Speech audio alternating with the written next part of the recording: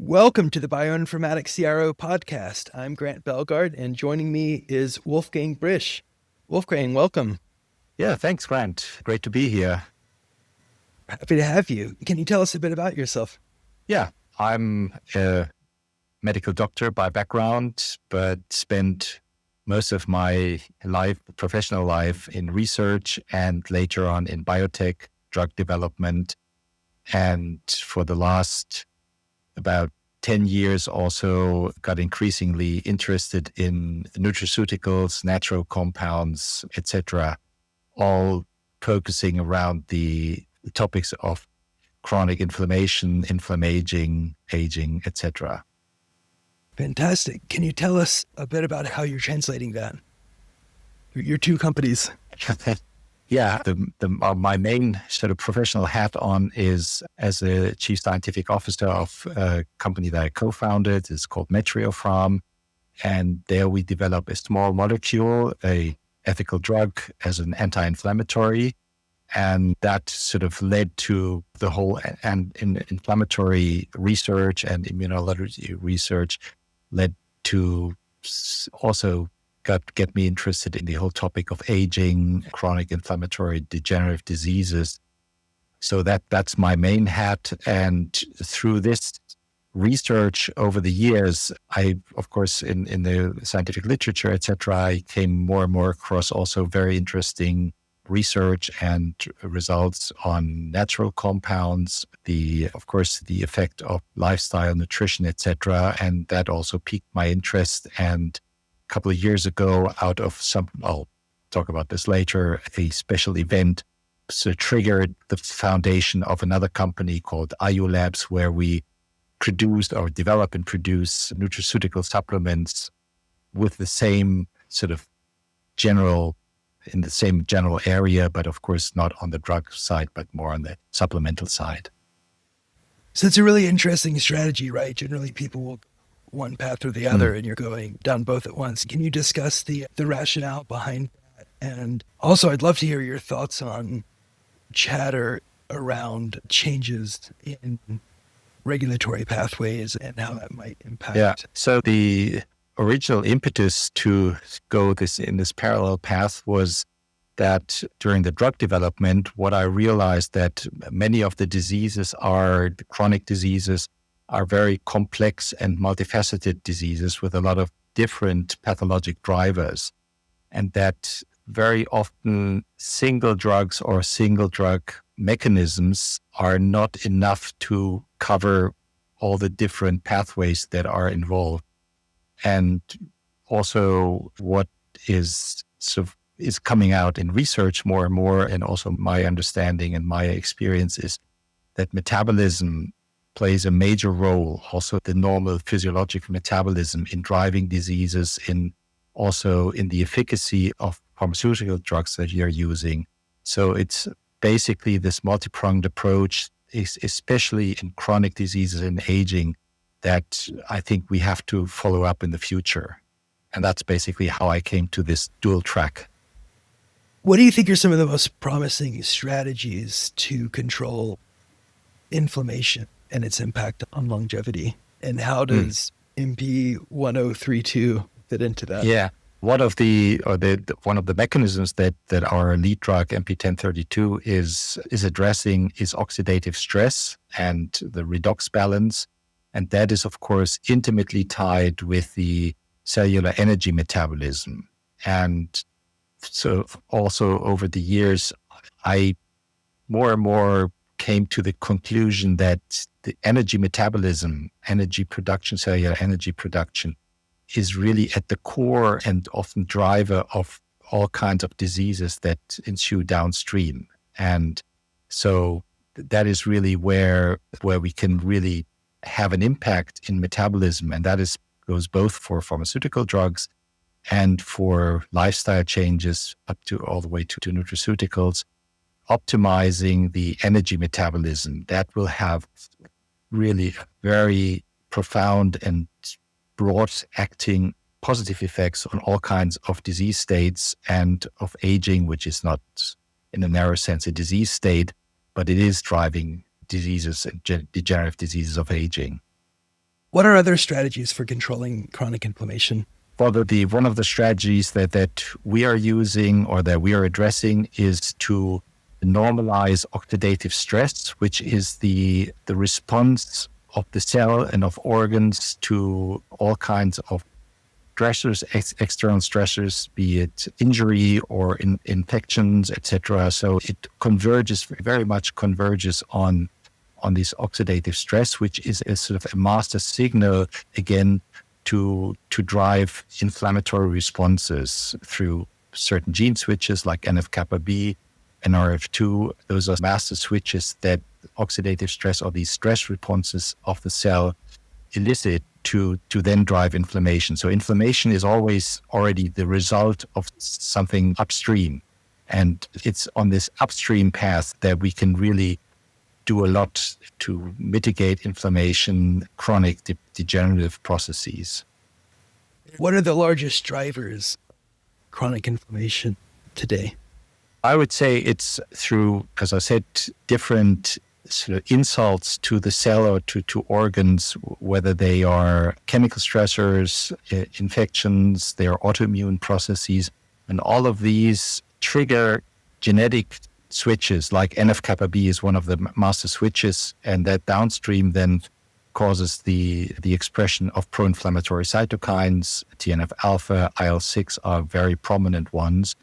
And those then bring this whole machinery of inflammation or start this whole machinery of inflammation, which if you have an acute injury, like a wound or something like that, then subsides again. But in chronic inflammatory diseases, also if the energy metabolism behind this or on which the cell operates is defunct to a certain extent, very often these pro-inflammatory signals get chronic, and then the inflammation doesn't stop, and that sort of over time then, of course, injures all kinds of tissues and organs. And the chronic diseases that we have or that we see are then usually the weak points, the individual weak points that every one of us has, maybe genetically. So in one person, the chronic inflammatory process may result in Alzheimer's disease, in someone else in joint degeneration or kidney failures, things like that. So that's the individual differences that we have, but it's usually very, very common processes that drive all these different diseases. After decades in pharma, you've become a champion of plant-derived compounds. How do you see traditional herbal medicine and modern biotech intersecting? What is interesting is that for a lot of these traditional plant compounds, we are starting to understand what the real mechanism of action is. Why are they beneficial?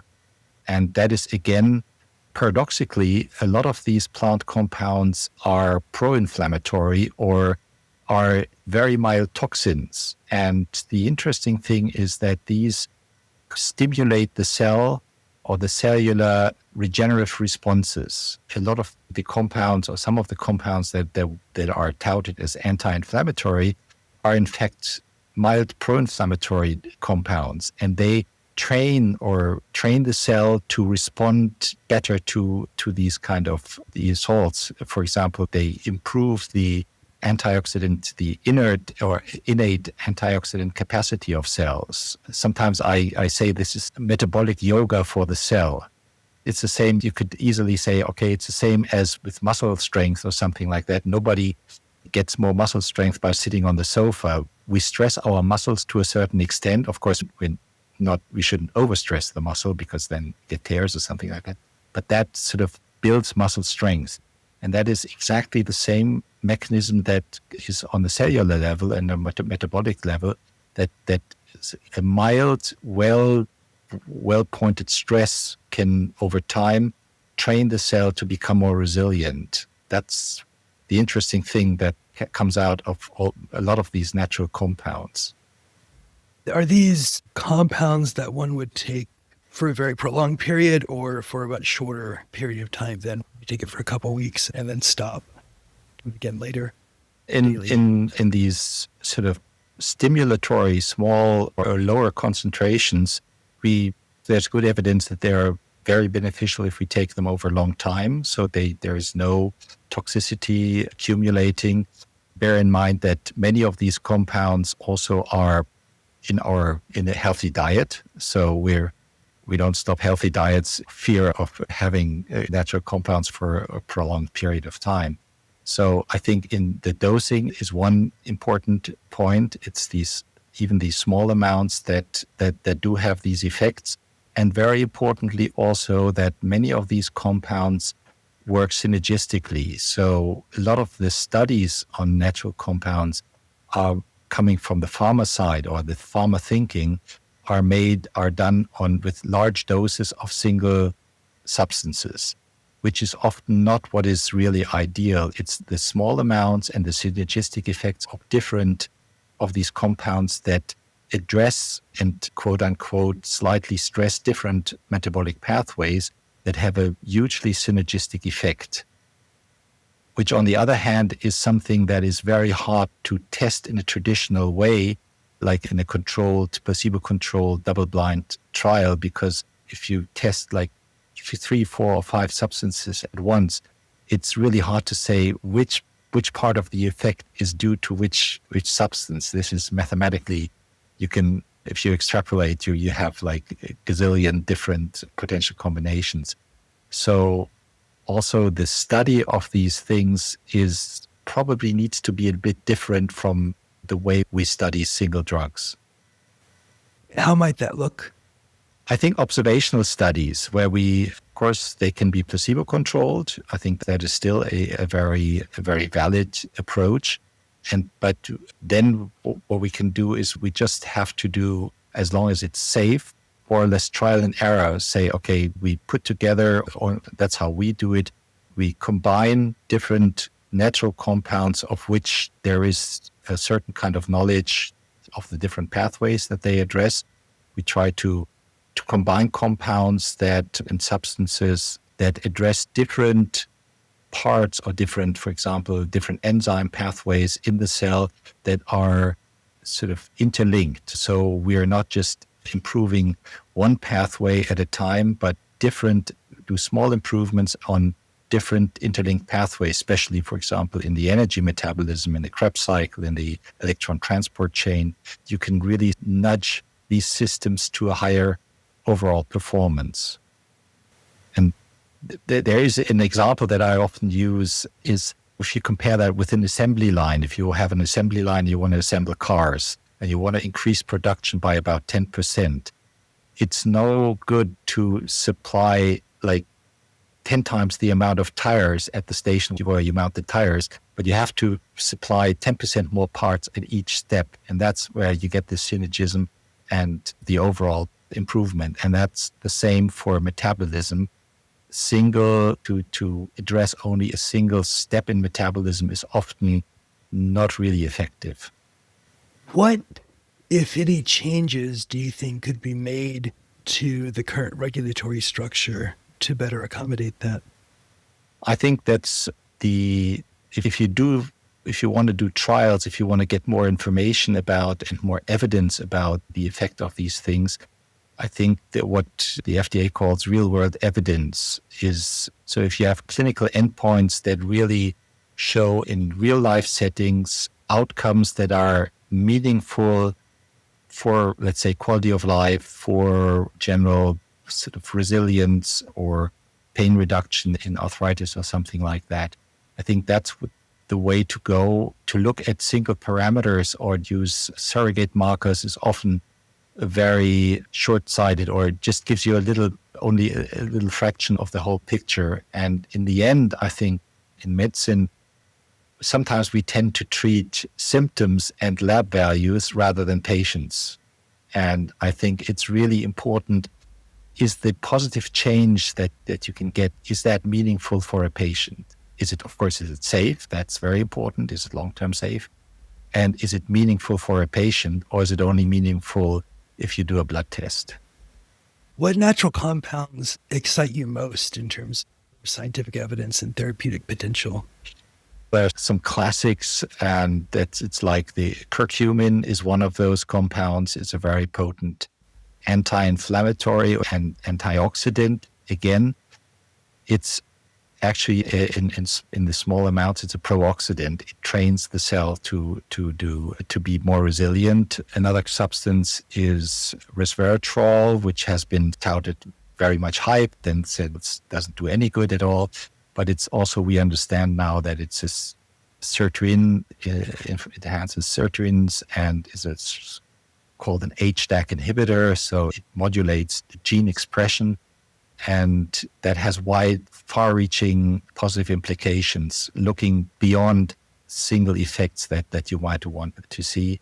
Those are, for example, two compounds that I'm very excited about, where we've seen very good results. There are others, boswellic acids. A lot of these sort of broadly used natural compounds are very effective. The only caveat with a lot of them is that their what's called bioavailability is extremely low.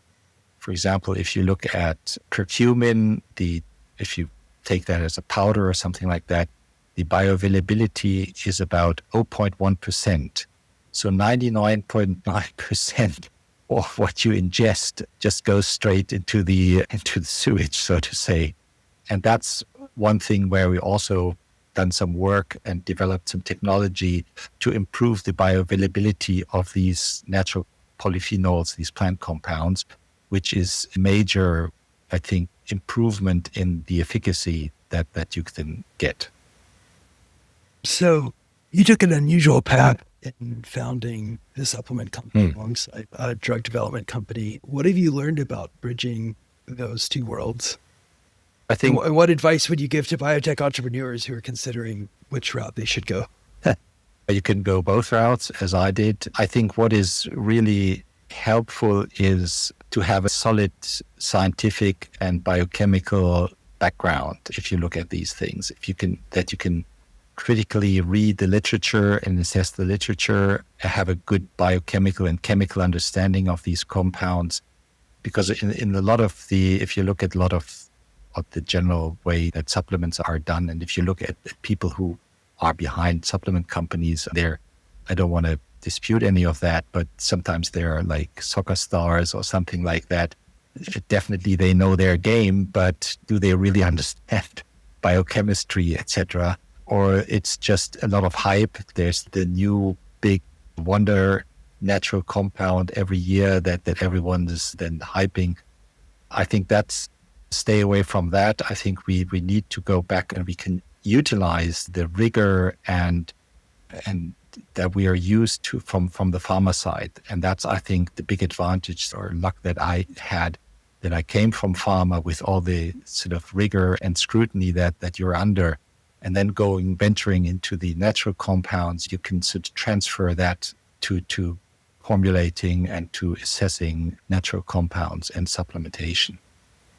Shifting gears a little bit, I was wondering what biomarkers you're tracking your MP10 program. One of the most consistent biomarker is interleukin 6. IL-6 is a very good biomarker of inflammation in a lot of diseases, and that is something that we very consistently see with MP1032, that we have a very good effect in mitigating that. And I think also what is important with that mechanistic approach is that these pro-inflammatory cytokines, on the one hand, they drive chronic inflammation, so that's not very good, but they also have a physiological function. And a lot of pharmaceutical approaches in the past and still today are to completely block with an antibody, or so completely block these cytokines. And I think that's backfiring, because then you get immunosuppression, you get an increased susceptibility to infection, etc. So I think to design drugs and treatment regimens that go the middle ground, that normalize cellular function, I think is much, much more important than completely having very strong inhibitors. And that's also something that I realized when from the nutraceutical space, where of course you're not allowed to do health claims, and all you're allowed to say from the FDA and the European is that it aids normal function. And the regulators, I think, interpret that, well, this is really not doing anything good. But in the end, if you can get your body, your cellular function back to normal, I think that's the ultimate in healing. And that's also what you want, right? Drugs should do this, should not be completely blockers or attenuators. They should also strive to return or get cell functions back to normal.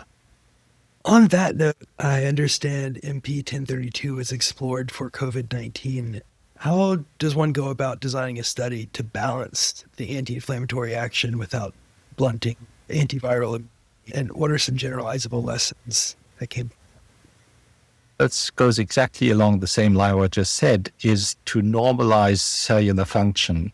When SARS-CoV-2, when the virus infects a cell, it reprograms the cell. It changes the cellular environment to facilitate viral replication.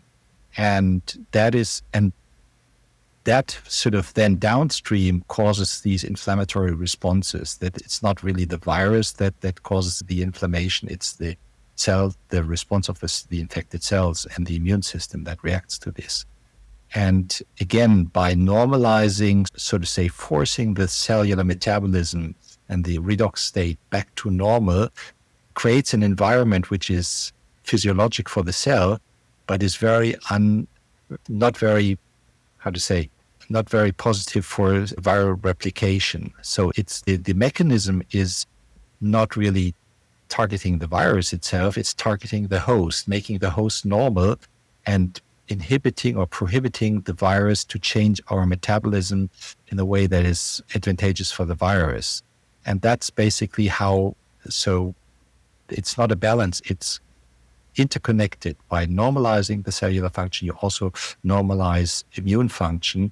And so you get a positive double effect from this normalization. So we've talked a bit about inflammaging, aging. And I have a question that sounds maybe like a stupid question. Some years ago, I was at a Gordon conference focused on aging with a lot of the leading researchers in the field, and this question went out: what is aging, right? And there was, to say the least, substantial disagreement in the audience. To you, what is aging? Of course, I'll give you a very one-sided answer, but maybe I think aging is put it to extreme, is the ability of our biological system, our body, to maintain adequate energy metabolism. Sounds a little bit strange, but it's the energy metabolism basically drives all our cellular functions, all our bodily functions. It is very well known now that the efficacy of our mitochondria, of the sort of cellular energy production systems, is declining from when we're in the late 20s. It starts to decline at age around 50. Our total capacity is on average only 75% for what it was when we were at our prime. At 70, it's only 50%.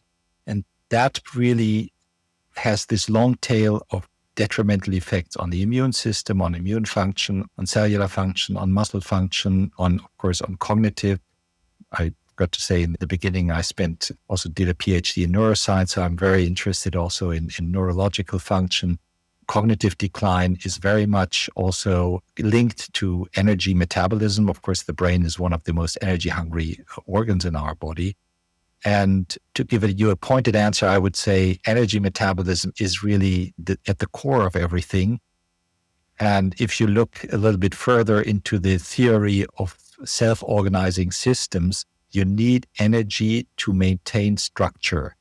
Otherwise, the cells of our body would just fall apart and flow apart. So we need this constant energy to have this self-organization, so we stay as an individual, so that we stay literally together. That, I would say, is if we can keep up or maintain good and functioning energy metabolism, that would be, on a broad scale, population-wise, I think that would be the single most effective measure to counter aging and diseases of aging. Very interesting answer. Yeah. I was wondering if you could walk us through your career. How did you get to where you are now?